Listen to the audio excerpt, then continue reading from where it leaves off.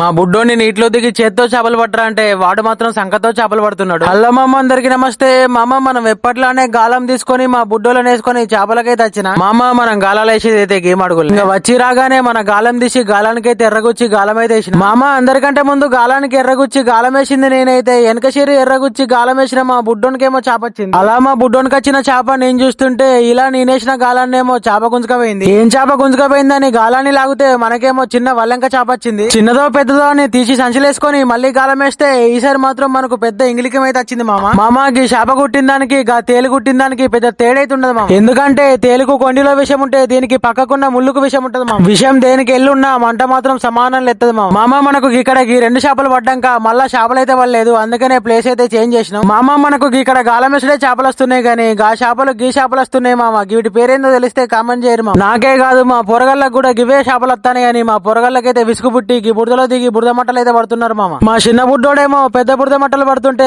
మా పెద్ద బుడ్డోడేమో చిన్న కలర్ చేపలు పడుతున్నాడు మామ. ఏదేమైనా మా పెద్ద బుడ్డోడు పట్టిన గీ చేప మాత్రం భలే అందంగా ఉన్నది మామ. గీ చేప పేరేందో తెలిస్తే కామెంట్ చేయరు మామ. మా బుడ్డోళ్ళు అయితే చిన్నగా అదే బురదల నుంచి వెళ్ళి కిలోన్నర బురద మట్టలు అయితే పట్టిల్లు మామ. వాళ్ళ సహాయం లేకుండానైతే. ఇవి కేజీన్నర అయితే కేజీ అయితే కామెంట్ చేయరు మామ. వీడియో నచ్చితే లైక్ సబ్స్క్రైబ్ అయితే కొట్టిపోరు మామ. ఉంటా మరి, బాయ్.